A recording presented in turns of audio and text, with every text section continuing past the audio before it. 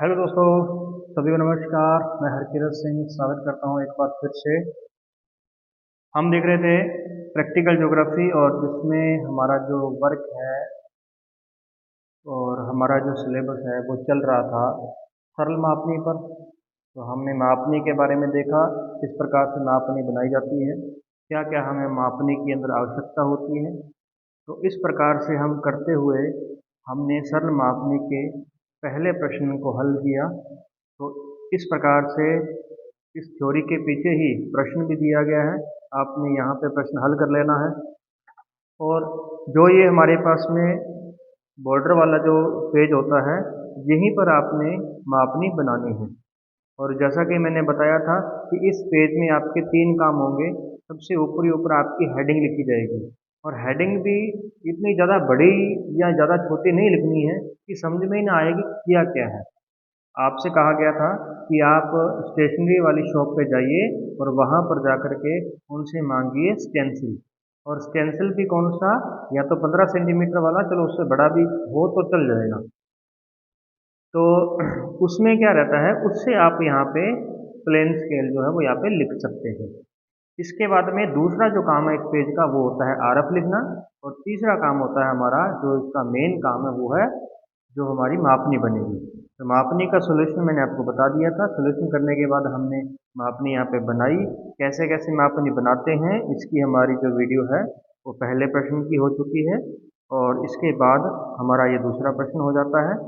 ध्यान रहे कि जो आपको मैंने पीडीएफ दी हुई है ना, आप उस पीडीएफ में ये ना सोचें कि भी हमें उस पीडीएफ को हूबहू कॉपी करना है। देखो, इस बात से बचें। यहाँ पर मैंने साफ तौर पे यहाँ पे मेंशन भी किया था आप ग्रुप के अंदर कि किस प्रकार से आपके जो प्रैक्टिकल फाइल के जो पेज हैं उसमें पेज नंबर 27 से आगे वाला जो काम है, 27 से लेकर के 32 तक का जो काम है वो आपका बिना मेजरमेंट का है। यानी उसमें मापने की हमें कुछ भी स्केल की ज़्यादा आवश्यकता नहीं है। स्केल की आवश्यकता पड़ेगी लेकिन उसको हम मापने के लिए उसको यूज़ नहीं करेंगे। तो कहने का मतलब आप उसको बिना माप के बना सकते हैं। और ये जो आपको आंसर फाइल दी गई है, आप ऐसा ना समझें कि जैसा इसमें उत्तर दिया गया है ना, यहाँ पे जैसे पहले प्रश्न का जो आंसर यहाँ पे दिया गया है, आप इसको हूबहू यहाँ पे उतार रहे हैं।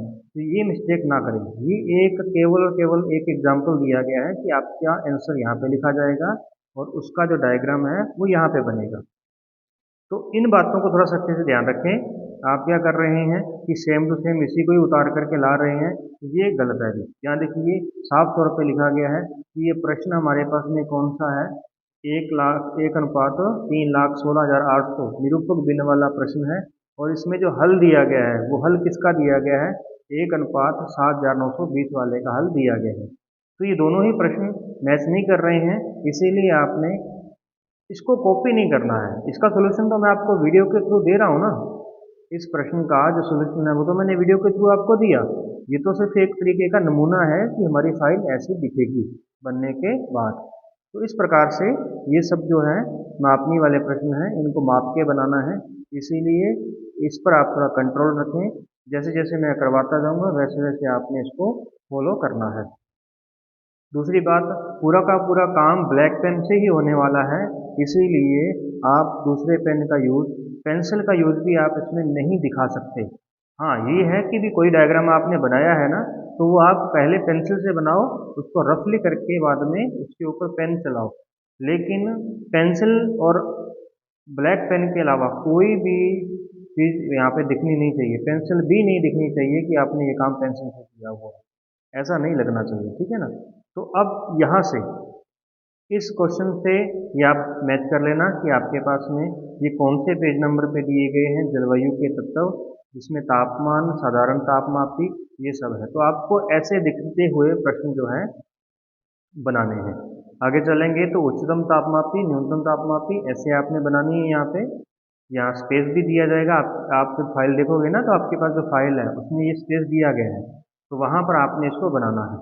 तो बनने के बाद आपकी फाइल हूबहू ऐसी दिखेगी। तो मेरे आंसर शीट बनाने का यही मकसद था कि आपको एक बार पता चल जाए कि फाइल आपकी दिखनी कैसी है। लेकिन बनेगी कैसे वो कुछ मैंने आपको लिख के बताया हुआ है कि कुछ इसमें डायग्राम ऐसे हैं जो माप के बनेंगे, इसीलिए उनको आप ज़्यादा फॉलो ना करें। और जो बिना माप वाले हैं वो भी मैंने लिख करके आपको बता रखा है कि कौन कौन से डायग्राम बिना माप के हैं, वो आप उसको बिना माप के साधारण रूप से, ना तो उसको ज़्यादा बड़ा और ना ही ज़्यादा उसको छोटा आपने बनाना है। ठीक है, तो यहाँ पर मैंने मेंशन किया हुआ है कि कौन कौन से बिना माप के डायग्राम थे। चलिए, तो ज़्यादा देर ना करते हुए हम आगे बढ़ते हैं। आज की क्लास में हम बात करेंगे तुलनात्मक मापनी की।